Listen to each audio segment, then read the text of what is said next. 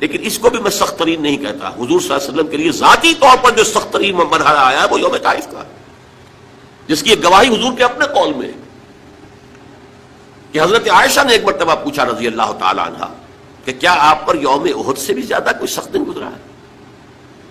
ان کے ہوش میں ظاہر بات ہے یوم احد حضور مجروح ہوئے، زخمی ہوئے، دندان مبارک شہید ہوئے، خون کا فوارہ چھوٹا، آپ پر بے ہوشی طاری ہوئی، آپ کی زبان مبارک سے ایک بددعا بھی نکل گئی. کیف یہدی اللہ قوما خضبوا وجہ نبیہم بالدم، اللہ اس قوم کو کیسے ہدایت دے گا جس نے اپنے نبی کے چہرے کو خون سے رنگین بنا دیا، خون سے رنگ دیا. پھر یہ کہ 70 صحابہ جو ہے شہید ہوئے، جن میں حضرت حمزہ جیسے بھی ہیں، آپ کے چچا بھی ہیں، آپ کے خالہ زاد بھائی بھی ہیں، آپ کے دور شریک بھائی بھی ہیں، ساتھ کے کھیلے ہوئے ہمجولی بھی ہیں، اسد اللہ ہے، اسد الرسول ہی بھی ہے. اور ان کی لاش آئی ہے کہ ناک کٹی ہوئی، کان کٹے ہوئے اور پیٹ چاک کر کے کلیجہ چبایا ہوا ہے. تو سخت ترین دن حضرت عائشہ کے نزدیک یوم احد تھا. حضور نے فرمایا نہیں، مجھ پر سخت ترین دن یوم طائف تھا. آپ مکے سے مایوس ہو کر طائف گئے ہیں، اور نوٹ کیجئے یہ واحد موقع ہے جہاں نظر آتا ہے کہ حضرت ابو بکر بھی حضور کے ساتھ نہیں ہے، ورنہ سائے کی طرح ساتھ رہنے والی شخصیت. صرف ایک ہے ساتھ، زید ابن حارثہ رضی اللہ تعالی عنہ، جو منہ بولے بیٹے بھی قرار دے دیے گئے تھے، لیکن یہ کہ تھے تو غلام، آزاد کردہ غلام، مولا تھے حضور کے، وہ ساتھ ہے. صرف آپ نے عام راستہ اختیار نہیں کیا جو کہ آسان راستہ ہے، سیل کا راستہ. اب بھی ہے، طائف کے 2 راستے ہیں، مکے سے طائف جائیں 2 راستے ہیں، ایک طریق السیل کہلاتا ہے، ایک طریق الجبل کہلاتا ہے. پہاڑی راستہ جو ہے انتہائی دشوار گزار، انتہائی. آج بھی آپ جب جائیں وہاں پر تو معلوم ہوتا ہے کیسے ان لوگوں نے سڑک بنائی ہے، یہ نہایت دشوار گزار. لیکن اب تو بہرحال وہ بہت عمدہ سڑک بنی ہوئی ہے. حضور کے زمانے میں سڑک کہاں تھی؟ کس سختی کو جھیل کر اس طریق الجبل کو آپ نے اختیار کیا، اس لیے کہ عام طرف کا راستہ جہاں تھا وہاں تو خطرہ تھا کہ فوراً حملہ ہو جائے، کیونکہ غالباً دارالندوا میں یہ فیصلہ ہو چکا جب قتل کر دو محمد کو، ختم ہوا، ابو طالب گیا. اب کوئی ہمیں اندیشہ نہیں ہے کہ کوئی ان فائٹنگ ہو جائے گی، کوئی جو ہے سول وار ہو جائے گی قریش میں. لہذا اس لیے آپ ایوائڈ کر رہے ہیں اس راستے کو جس پر عام طرف عام ہے. وہ دشوار گزار راستے سے ہو کر طائف پہنچے ہیں. وہاں کے 3 سرداروں کے پاس جا کر اپنی دعوت پیش کی ہے، اس امید میں کہ اگر ان میں سے کوئی ایک بھی دعوت قبول کر لے، مجھ پر ایمان لے آئے، تو میں یہاں منتقل ہو جاؤں، یہ میرا دارالہجرت بن جائے. حکمت خداوندی میں، مشیت ازدی میں یہ معاملہ جو ہے، یہ شرف پہلے سے طے تھا یثرب کے لیے، لیکن حضور کی اپنی غور و فکر، سوچ بچار، اس کے حوالے سے آپ طائف پہنچے. تینوں نے جو جواب دیے ہیں کلیجے سے پار ہونے والے جوابات. ایک جگہ فوراً روانہ ہو جاؤ یہاں سے، اس لیے کہ ہو سکتا ہے تم سچے ہو، واقعی رسول ہو، تو میں نے کوئی توہین کر دی تو میں مارا جاؤں گا، اور ہو سکتا ہے تم جھوٹے ہو تو جھوٹے کو میں منہ لگانا نہیں چاہتا، لہٰذا روانہ ہی ہو جاؤ. ایک جگہ تمہارے سوا کوئی نہیں ملا تھا اللہ کو رسول بنانے کے لیے. یہ جو قرآن مجید میں بھی آیت کوٹ ہوئی ہے،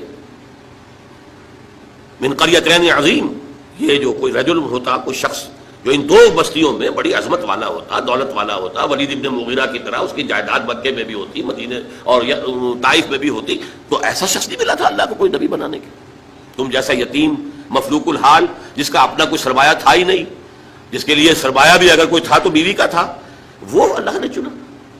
بہرحال آپ ان سے مایوس ہو کر روانہ ہونے لگے تو اشارہ کر دیا، جنہیں اسٹریٹ ارچنز آپ کہتے ہیں، یہ چھوکرے گلیوں کے آوارہ، کہ ذرا ان کی خبر لو.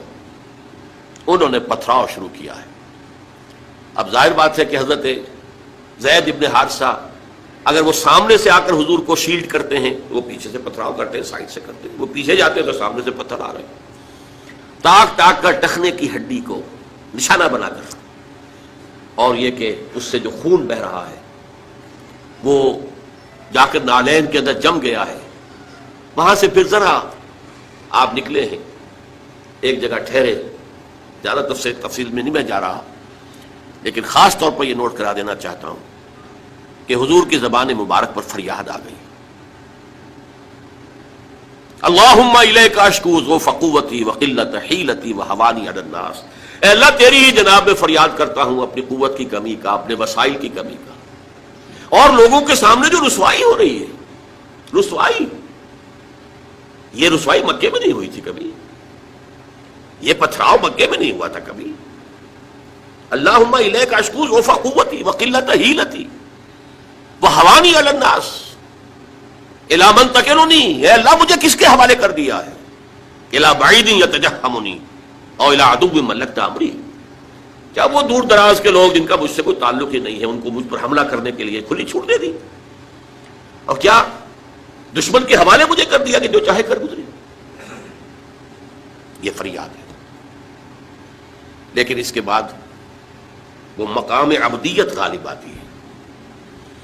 یہ جو دو نسبتیں ہیں محمد رسول اللہ کی، عبدہ و رسول، مقام عبدیت کا تقاضا کچھ اور ہے. سر تسلیم خم، کوئی شکوہ شکایت زبان پر نہ آئے. فرماتے ہیں ان لم یکن علی غضبک فلا ابالی، اے اللہ اگر تو ناراض نہیں ہے تو پھر مجھے کوئی پرواہ نہیں. سر تسلیم خم ہے جو مزاج یار میں آئے. اندیشہ تو یہ ہوا کہ کہیں تو ناراض نہ ہو گیا ہو. جیسے ابتدا میں چند دن کے لیے وحی کی آمد کا سلسلہ رکا تھا تو اندیشہ ہو گیا تھا کہ کہیں اللہ ناراض تو نہیں ہو گیا کہ وحی کا سلسلہ بند ہو گیا، جس پر وہ آیات نازل ہوئیں وَالضُّحَىٰ وَاللَّيْلِ إِذَا سَجَىٰ مَا وَدَّعَكَ رَبُّكَ وَمَا قَلَىٰ وَلَلْآخِرَةُ خَيْرٌ لَكَ مِنَ الْأُولَىٰ. اسی کو کہتے ہیں فارسی میں کہ عشق تو ہزار بدگمانی.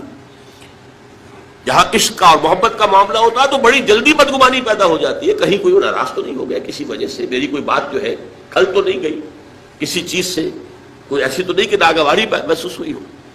تو ان لم یکن علی غضبک فلا ابالی، اگر غضب نہیں ہے تیرا، ناراض نہیں ہے تو پھر مجھے کوئی پرواہ نہیں.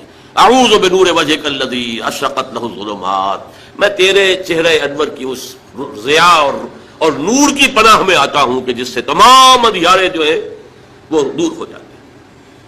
بہرحال وہاں سے جب واپس آئے ہیں تو نوٹ کیجئے ٹرننگ پوائنٹ ہے یہ، اس لیے کہ یوم طائف ایک اعتبار سے کلائمیکس ہے، ذاتی اعتبار سے محمد الرسول اللہ صلی اللہ علیہ وسلم پر ابتلاء اور آزمائش اور امتحان اور سختی کا نقطہ عروج، کلائمیکس. اور اسے مولانا مناظر حسن گیلانی رحمۃ اللہ علیہ نے اپنی تصنیف النبی الخاتم میں ٹرننگ پوائنٹ قرار دیا ہے. اس کے بعد سے اللہ تعالیٰ کی طرف سے خصوصی پروٹیکشن، اللہ تعالیٰ کی طرف سے خصوصی حفاظت جو ہے حضور صلی اللہ علیہ وسلم کو حاصل ہوئی. لیکن یہ کہ فوری طور پر طائف سے واپسی کے بعد معاملہ یہ ہوا ہے، عالم اسباب میں حضور کا معاملہ یہ تھا کہ آپ داخل نہیں ہو سکتے مکے میں. کیا کریں؟ وہاں قتل کا فیصلہ ہو چکا، داخل ہوں گا کوئی قتل کر دے گا، اور جب دارالندوا میں فیصلہ ہو چکا ہو تو کوئی اس کے اوپر جرم نہیں، کوئی اس کے اوپر الزام نہیں، کوئی مقدمہ نہیں بنے گا اس میں. طائف گیا تھا، خالی ہاتھ لوٹا ہوں. عالم اسباب، اب نوٹ کیجیے جو نقطہ میں واضح کرنا چاہتا ہوں کہ حضور کی ساری جد و جہد عالم اسباب میں قدم با قدم زمین پر چل کر ہوئی. عالم اسباب کے وہ استعمال کرتے ہوئے ایک مشرک کو، کافر کو پیغام بھیجتے ہیں، اگر تم مجھے امان دے دو، اپنی امان میں لے لو تو میں مکے میں آ جاؤں. مجھے میں بتا چکا ہوں قبیلے کی بات یہ ہوتی ہے، ایک سے نے امان دے دی تو سب کی طرف سے امان دے دی.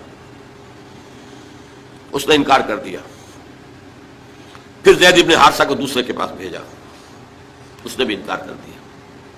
تیسرا شخص وہ شریف النفس تھا مطعم بن عدی، اس کے پاس جب پیغام پہنچا اس نے کہا ٹھیک ہے آپ میری امان میں آ جائیے. آپ نے فرمایا یوں نہیں، آؤ اور لے کر جاؤ.